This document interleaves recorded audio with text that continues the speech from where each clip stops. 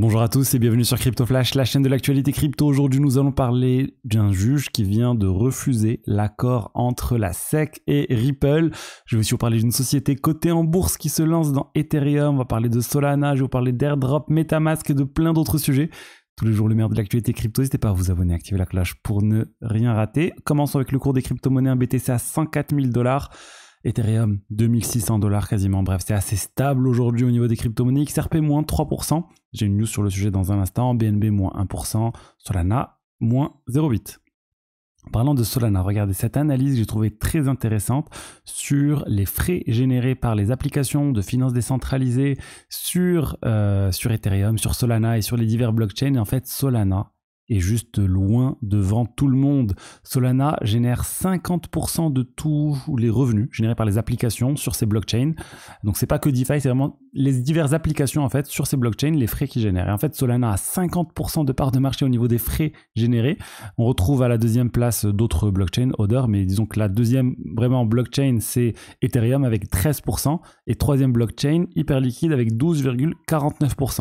Donc Hyperliquid, on sait aussi que ça génère beaucoup de frais grâce au trading et surtout le marché des contrats dérivés, ça rapporte beaucoup d'argent. Et en fait, ce qui est intéressant de noter, c'est que Solana, ça générait quasiment rien l'année dernière.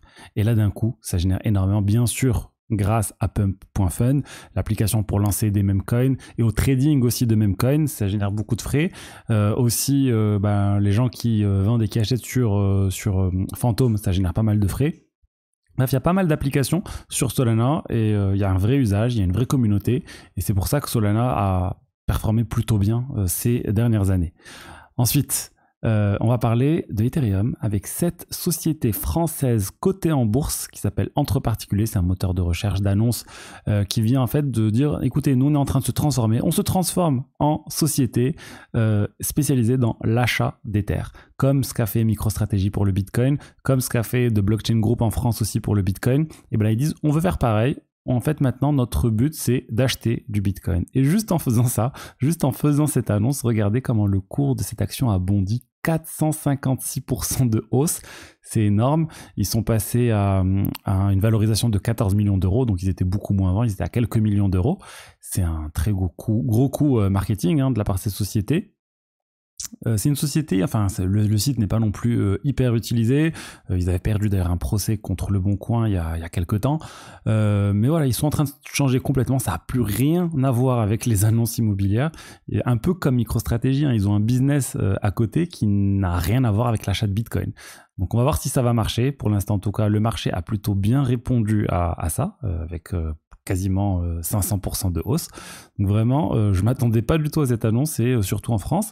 Et ils ont vraiment choisi le créneau de l'Ether, parce que le créneau du BTC, il est, on va dire, il y a déjà MicroStrategy, il y a déjà en Europe The Blockchain Group, en France d'ailleurs. Donc ils se sont dit on va chercher la niche de l'Ether, et c'est plutôt pas mal. Après voilà, ça rappelle à l'époque de la bulle internet où il y avait pas mal de sociétés qui rajoutaient .com à leur nom pour augmenter, pour avoir une action qui bondit. Là il suffit de dire voilà, maintenant on se transforme en Ethereum Treasury Company ou Bitcoin Treasury Company. Et si vous voulez obtenir de l'Ether plus simplement, il y a un giveaway avec Bitvavo, c'est le partenaire de la chaîne. En fait, c'est assez simple, vous passez par le lien dans la description, vous vous inscrivez, et il suffit de réaliser un trade. En plus, vous avez 10 € offerts pour 10 € déposés. Vous réalisez un trade, et c'est exclusif pour la communauté et ceux qui vont s'inscrire via ce lien. Il va y avoir une personne qui va être tirée au sort à la fin du mois qui recevra 150 € en Ether. Donc voilà, si vous voulez gagner 150 €, n'hésitez pas. Honnêtement, il y a de grandes chances de gagner parce que c'est pas ouvert à tout le monde. C'est pas une campagne qui est disponible pour d'autres on va dire influenceurs ou autres, c'est disponible uniquement sur ma chaîne, et du coup c'est limité le nombre de personnes qui vont participer. Donc vraiment pas mal de chances en déposant 10 €, réalisant un trade, d'être éligible, ou plusieurs trades d'ailleurs. Donc n'hésitez pas, vous avez le lien dans la description. Bitvavo, c'est un exchange PSAN, ils ont des frais très très bas sur les paires USDC, 0,05%, ils ont une très très bonne liquidité sur les paires euros, la meilleure de tous les exchanges. Donc n'hésitez pas, si ça vous intéresse, vous avez le lien plus bas. Ensuite, l'affaire Ripple XRP contre la SEC, un nouveau rebondissement. Le juge en charge de l'affaire vient de rejeter l'accord entre la SEC et Ripple. Alors pas parce qu'il n'est pas d'accord, mais parce que il y a un problème d'un point de vue procédure. Ils n'ont pas fait les choses correctement. Ils n'ont pas justifié correctement l'accord vis-à-vis d'un certain nombre de points vis-à-vis de la loi. Donc je pense que Ripple et la SEC vont retravailler tout ça en renvoyant une demande de l'accord au juge qui devrait, je l'espère, valider. Après, dans le pire des cas, c'est juste... dans les 100 millions de plus à payer pour Ripple, ils vont s'en sortir, hein, c'est pas dramatique, mais c'est intéressant de voir que cette affaire n'est toujours pas finie. Je vous avais dit qu'il y avait l'accord qui devait être validé par le juge, il est toujours pas validé par le juge. On verra au cours des prochaines semaines, prochains mois, si ça va passer.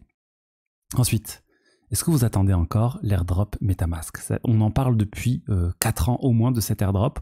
À l'époque, on disait oui, c'était intéressant de passer par les swaps MetaMask pour être éligible à l'airdrop, mais les swaps MetaMask, vous avez 0,8% ou 0,9% de frais, donc c'est vraiment énorme.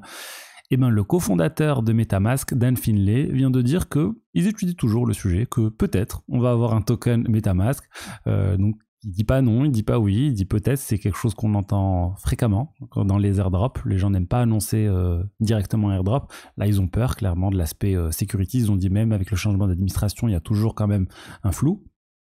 Et voilà, donc l'airdrop MetaMask pourrait arriver. La question maintenant que tout le monde se pose, est-ce que le token Mask va arriver en plus du token de Linea?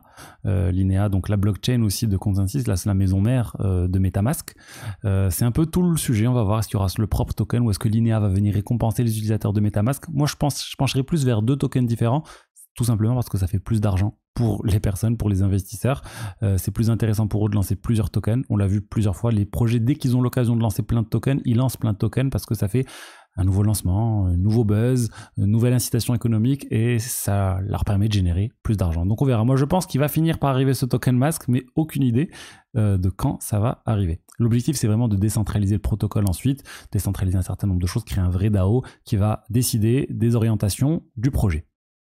Ensuite, je vous ai parlé hier de Coinbase et de la fuite de données associée à Coinbase. Et Coinbase estime qu'ils devront débourser entre 180 millions et 400 millions de dollars en remboursement aux utilisateurs qui ont été victimes de social engineering, d'arnaques suite à cette fuite de données. Donc en fait, les pirates ont ciblé des personnes qui avaient beaucoup d'argent et il y en a qui sont tombés dans le panneau. On a vu des gens qui ont perdu plus de 200 millions de dollars suite à ça.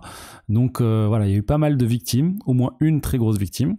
Et maintenant, Coinbase devra rembourser. Ça va aller à 200-400 millions de dollars. Ils ont suffisamment d'argent, Coinbase, pour rembourser les utilisateurs. Et voilà. Mais en fait, on est en train de... Enfin, là, ce qu'on se rend compte, c'est qu'en fait, une fuite de données d'un exchange, c'est potentiellement plus impactant qu'un piratage de cet exchange. Au final, le piratage de Bybit, il y a eu 1,4 milliard de dollars de volés. Et bien, Bybit a comblé sans problème le trou. Et les utilisateurs n'ont rien perdu. Là, au final... Les utilisateurs de Coinbase n'ont pas perdu d'argent directement sur la plateforme, mais leurs données personnelles sont dans la nature. Et ça, peu importe ce que Coinbase fait, personne pourra remédier à ça. S'il y a la pièce d'identité, l'adresse physique de la personne qui a fuité, c'est quoi les solutions? C'est de déménager, c'est de changer de nom, c'est compliqué quand même. Donc malheureusement, un piratage de données personnelles, certaines fois, c'est plus impactant qu'un piratage de crypto, qu'un vol de crypto. Ensuite, BlackRock, ils sont sur la blockchain depuis un moment avec leur fonds Beedle. Là, ils ont fait une intégration plus poussée dans la finance décentralisée avec le S-Beedle. C'est un token qui va être utilisé dans Euler et dans d'autres protocoles de finance décentralisée plus tard. Euler, c'est un protocole similaire à Aave. Là, c'est sur Avalanche et en fait, il va y avoir une intégration qui va être faite, comme je vous l'ai dit. Il y a des incitations aussi en token AVAX, donc le token d'Avalanche, et ça va permettre vraiment de faire de la finance décentralisée avec ce projet. C'est toujours Securitize qui est la société derrière ce produit en partenariat avec BlackRock. Et voilà, donc une bonne nouvelle pour BlackRock, pour Securitize, pour Euler, pour Avalanche. Il y a des choses qui sont en train de se passer dans la finance décentralisée. Un peu étrange que ça soit sur Avalanche, ça veut dire qu'il y a sûrement un deal, un partenariat entre Euler et Avalanche pour faire arriver ce type de produit en avant-première. Et pour finir, on a l'Ukraine qui est en train d'étudier le lancement d'une réserve crypto comme les États-Unis, comme le Salvador et comme d'autres pays. On a la République tchèque qui a dit non, là en 2025, mais là l'Ukraine, ils sont en train d'étudier, il y a un projet de loi en cours de finalisation qui devrait bientôt être validé. Et voilà, c'est une bonne chose, je vous l'ai dit, hein, les pays sont en train d'étudier les réserves de BTC. L'arrivée de Donald Trump va bousculer un peu tout ça, il va y avoir de plus en plus de pays. On a dernièrement aussi, j'ai vu Abu Dhabi qui a encore acheté davantage d'ETF BTC, donc c'est en train de s'accélérer, je pense que ça va continuer et c'est vraiment de bon augure pour les crypto-monnaies. Voilà ce que je voulais vous dire aujourd'hui sur les diverses actualités crypto. J'espère que le contenu vous a plu. Si c'est le cas, n'hésitez pas à liker, commenter, vous abonner. Je vous dis à lundi pour la suite. Allez, au revoir, ciao, ciao.